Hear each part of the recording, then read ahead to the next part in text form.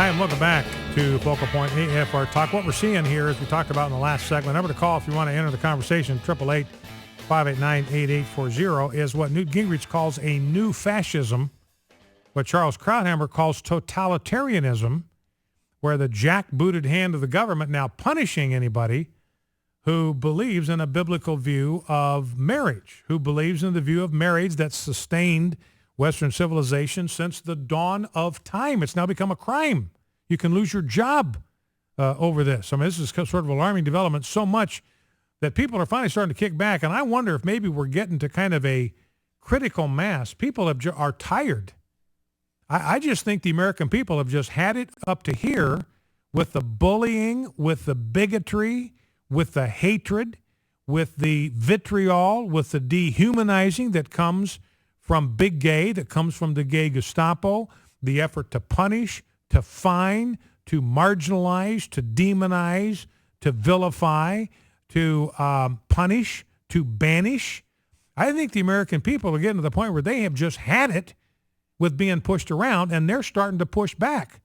You know, and you see this a lot of times in the comment sections to some of these articles, like we're seeing this with Mozilla. They're getting blistered. They're getting blistered by people that go to the website and say, look, 94% of the people going to the website, I think what you guys are doing here is totally wrong. You're acting like fascists. You're acting like totalitarians. You're acting like Stalin. You're acting like Hitler.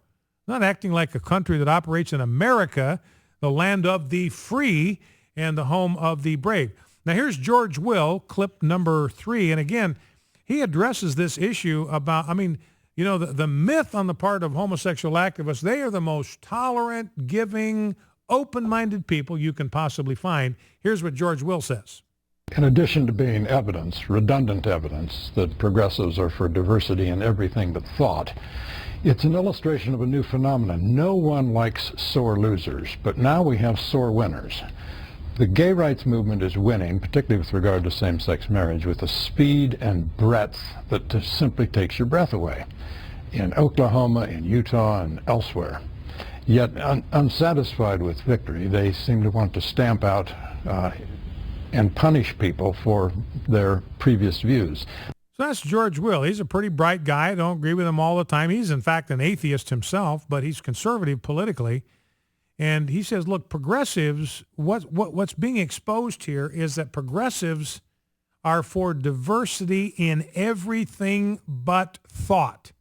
There is no room in progressivism, in liberalism, in socialism, for thoughts that differ from the thoughts of the regime. If you think something different, then you will be punished. And he says, look, right now, I mean, I don't agree with all of what he's saying even here, but he says, assume for the sake of argument that they're winning, they are sore winners. Now, we don't like sore losers. We don't like people that gripe and moan and complain and blame it on the refs and blame it on this and blame it on that. If people are going to lose, we like them to take it like a man. But here he says, what you've got is you've got sore winners. Even when they win, they're mean. There's no class. Even when they win, they're out to stamp out and punish people who think for themselves. Now, lest you think this is all conservatives, you know, we heard from Newt, we heard from Charles Krauthammer, we heard from George Will, all of them conservatives. But here's Bill Maher. Now, this guy is as uber leftist as you can possibly get, and he's talking here with Tom Davis, who's a Republican lawmaker from Virginia, and Carrie Sheffield, who is from Forbes magazine, and they're talking about this same deal, this CEO at Mozilla getting fired for having the temerity to actually believe in God's design for marriage. Let's listen. Okay, what do you think of the Mozilla CEO having to step down over his donation to pro-Proposition 8 group? Yeah, the Mozilla, which I'm wearing right now, by the way.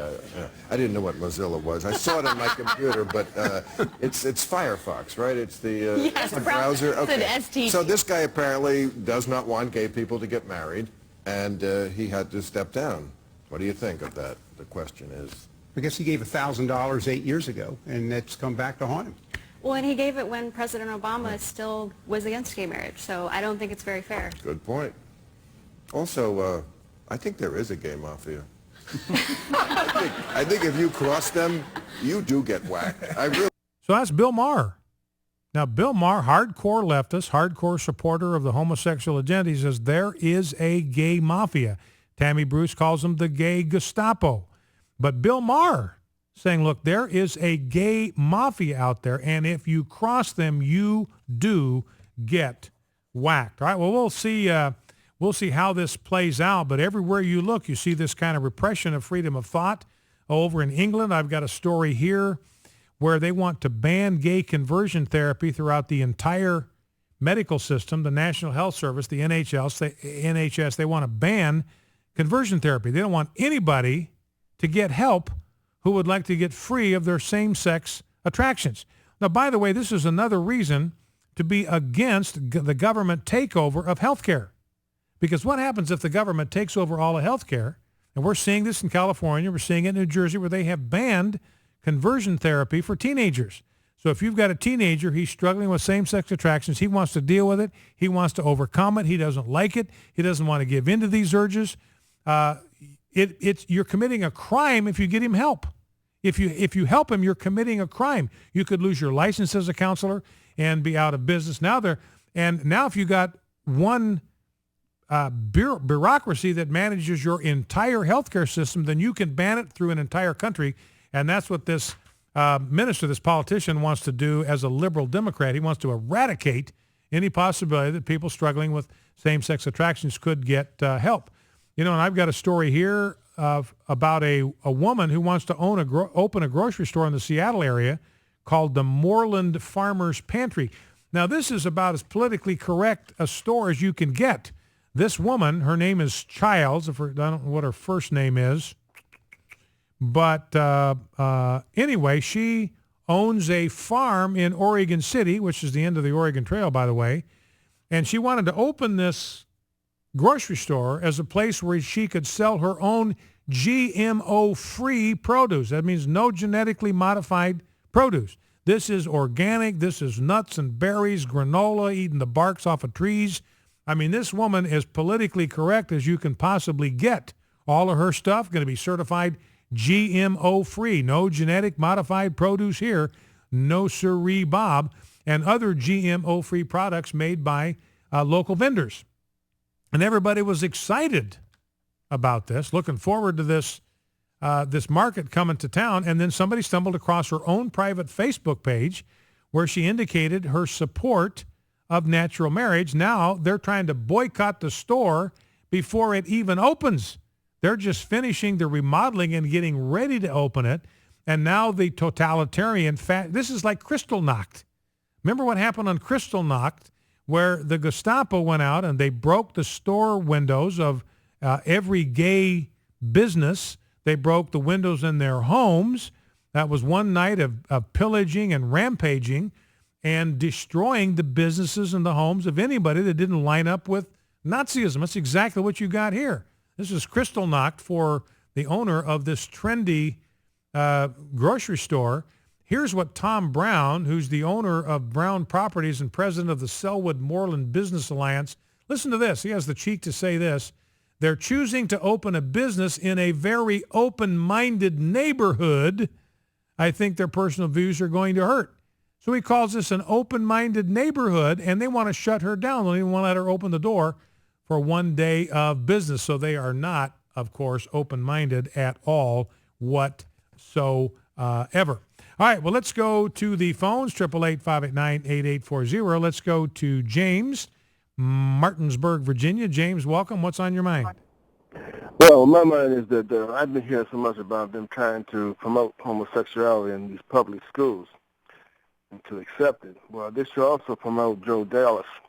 Now, he used to be a homosexual. And his book he came out with first was Strong Delusion. And years back, a lot of years back, we tried to get it on PBS, and they wouldn't put it on there because of controversial issues. They said, well, that goes freedom of speech. But they should. He has a new one out now called Understanding Homosexuality. He wrote it with a lady that used to be a lesbian, Nancy Hager. But I suggest that they should bring that into public school. Let the people let them decide pros and cons, whatever, if that's the case may be. But I suggest that everybody should go to their Christian bookstore and get the book on Joe Dallas on homosexuality. It's very good. It's a very good read. It also has in there about hate crime laws that they got and how to deal with it and how to get around it. All right, well, very good, James. I appreciate that. And Joe Dallas, I've read some of what he's written. He is a good writer and has come out of the homosexual lifestyle, so that proves that change is possible. All right, James, I appreciate that. Number to call, 888-589-8840. Now, I want to shift gears a little bit. We can still have you call in on some of the topics that we have been talking about, but one of the issues that's come up over the weekend is the issue of whether Democrats are going to run on Obamacare. Let's play the Nancy Pelosi clip, number 5, talking with Candy Crowley at CNN. You got Democrats all over the fruited plain. They're running away from this thing like scalded dogs. Vulnerable Democrats are out there proposing all kinds of changes to Obamacare. Nobody wants Obama to campaign for them. They don't want Obama to endorse him. They're trying to get as far away from Obamacare as they possibly can, especially the people that voted for it. They're the ones that are most vulnerable. So here's Nancy Pelosi struggling on like a good soldier. You think it's integral. You think the employer mandate is integral and yes. will and has to stay. Yeah, and this is an initiative that has strong pillars in it that relate to each other. But to put a period on it, you cannot see supporting anything that would remove the business mandate. No. I mean, I don't know why we're focusing on that. One person says one thing. 7 million people signed up. The Congress of the United States, which wrote the bill, the members which are proud of what they have done, are happy to not run away from what we have done, very proud of what we have accomplished. So Nancy Pelosi, we're not going to run away from what we've done. We are very proud of what we have accomplished. And you look at New Jersey, here's something that President Obama has accomplished. Obamacare cancels insurance plans of 1,800 children. Obamacare's new mandated requirements killed New Jersey's low-cost children's insurance coverage plan, Family Care Advantage. Didn't offer mental health. It was available for $144 a month. Not legal. It has been canned. Working class families suffer. 1,800 kids, no health insurance. Thank you, Barack Obama.